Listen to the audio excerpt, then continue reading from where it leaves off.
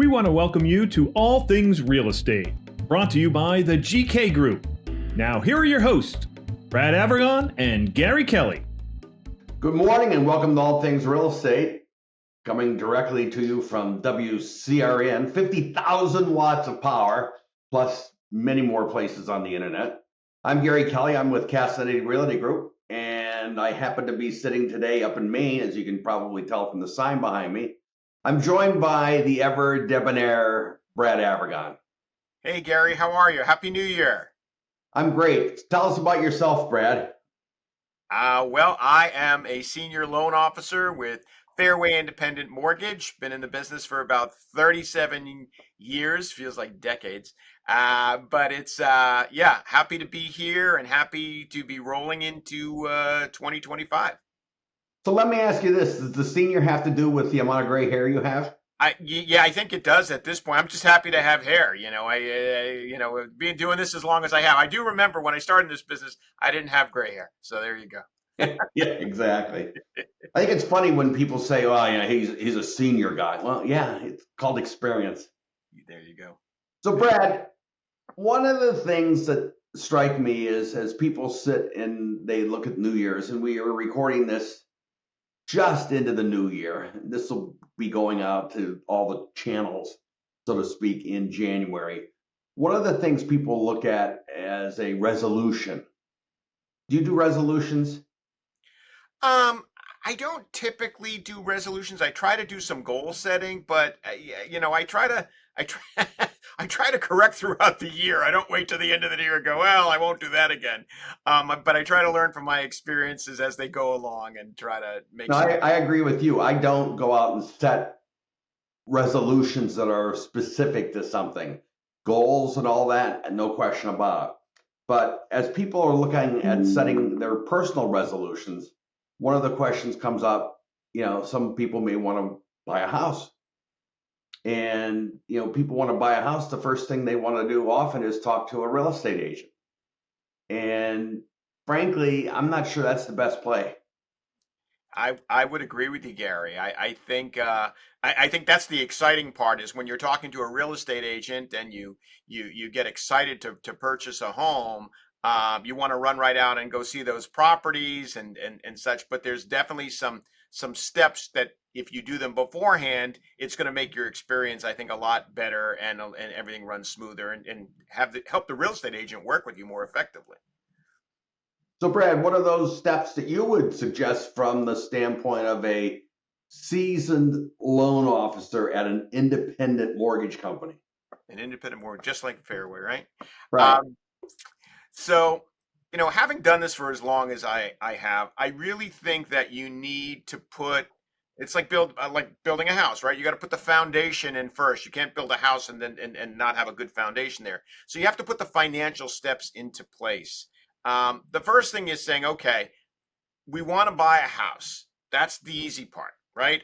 We've been renting or we're living with family. We want to buy a house, or I want to buy a house. The next step is to say, well, what am I going to do to get there? Am I willing to start putting the pieces in place that help me get there? Okay. The first thing I would say is, talk with a loan officer. I spend a lot of my time talking to clients early on that they're not ready to go out and buy a house right away, but they want to know what they need to do to get there. And that can be a year out, sometimes 2 years out. And I have no problem doing that. There's no cost for that. It's just giving them a roadmap on how to get to where they want to go. And there's steps. Brad, I have to tell you that I think that that's a brilliant first step for people, because if they're ready to go, you can get them to be ready to go very quickly. If they're not, you can work with them and help lay out a plan for what they need to do. And I know in particular, you're working with one of our clients' sons and laying out what he needs to do. And he's looking at buying this fall. And that's not something where he woke up Christmas morning and said, I want to buy a house this fall. He's been talking to you for probably about a year now, and it'll be a 2-year process to the point where he's comfortable making an offer on something. And I think that's marvelous. And I thank you for that. No, you're welcome. It's a pleasure. I love helping first time home buyers get ready to purchase a home. And most people don't understand that this is not something that the knowledge that they're born with. There's definitely some things that they may have need to learn along the way. Steps like anything, right? You have to learn what to do. So the first thing I recommend is number one, reach out to a loan officer, have that conversation. When I talk to my clients, I usually lay it out in a series of steps for them. The first thing is try to build a budget that works for them. If they when I'm looking at their situation, if they have the money and they've saved up and they're good savers, that's great. But a lot of people don't have that ability. They're kind of doing what they can to get by. They pay their bills every month, but they don't have a lot of savings. So the first thing is I say, well, let's get there. You need a savings, you need some down payment money, you're going to need some money for closing costs. Let's build a budget that can work for you. Let's take a look at your income and let's take a look at your debts and let's figure out what we can do to get you again, move you along this roadmap. So the first step is build a budget that works for you, and I can help with that. The second thing is to cut down on extras.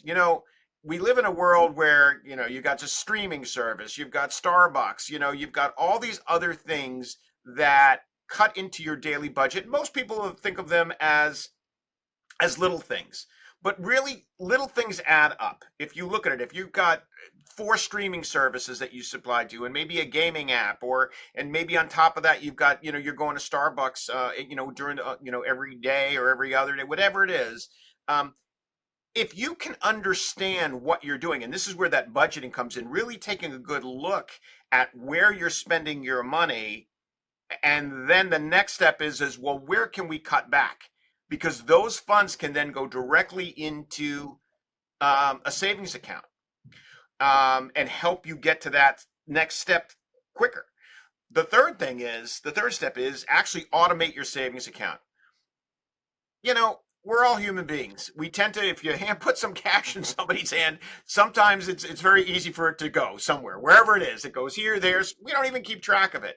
That's why it's really important for folks to automate their savings right away. And again, we can build that as part of the budget, so that the minute that paycheck goes into your checking account, either right then and there it transfers out, or maybe you set up dual disbursements from your paycheck. Most people don't realize that they can do that, but most employers allow for one or two disbursements. So maybe some goes into your checking account to compensate and give you enough funds for your bills, but the other portion goes into a savings account that's targeted towards being able to purchase a home.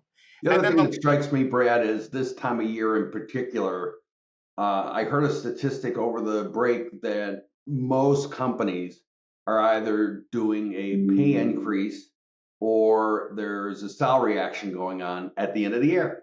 And so people, in many cases, not all companies, those hardworking people like you and I, we don't get an increase. But the people that work in corporate America may likely be getting an increase of some kind. Before you spend it, set it aside.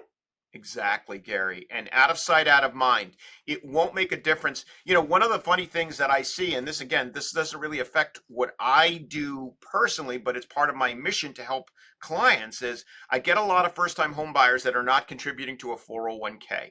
And whenever I spot that and I look at pay stubs so I can see it very, very quickly, whenever I spot it, I pause the conversation and I said, regardless of when you buy a home, regardless of what you do, if your company, I ask them a question, is your company matching? And usually, yeah, they'll match 50 cents on the dollar up to X percent. Oftentimes that is 4 to 6%. I said, you need to contribute at least to that amount. And the reason is you're leaving free money on the table that your employer is giving you. So you want to contribute to that amount, set up your 401k as soon as possible. And I promise you, you will not miss the 4 to 6%. You won't even notice the difference. But it's a saving vehicle. Automating your savings from your pay stub is the same kind of thing. But you bring up a great point. A lot of people get bonuses in the first quarter, based on last year's performance. A lot of times they're tempted to go, buy a car, go on a vacation, whatever. If you don't own a home, this is a great time to put that money in that targeted account. You could even call it your home buyer account, and have it sit there and grow. And that leads me to the fourth step, which is putting your money to work for you. checking accounts typically don't pay very, very much money. Okay, but there are investments, either CDs, if you want to protect your money, that pay closer to 4 and 5% right now for funds. Why not, if you've targeted this, that it's going to take you, let's say, a year to get this money, why not put together a CD or a high earning money market and have that money working for you? And the bottom line of this whole thing is, there's a saying. It says a failure to plan, right? Failure to plan is planned to be failure, right? If you do not plan for this, if you do not put those steps in place and make the effort, and do the work to get there, then next year you may find yourself in the same position and saying, hey, we want to buy a house. But if you do these simple steps, and I'm happy to assist people doing it, this can get you to where you want to be. And you're going to what they say, prior planning prevents poor performance. Right.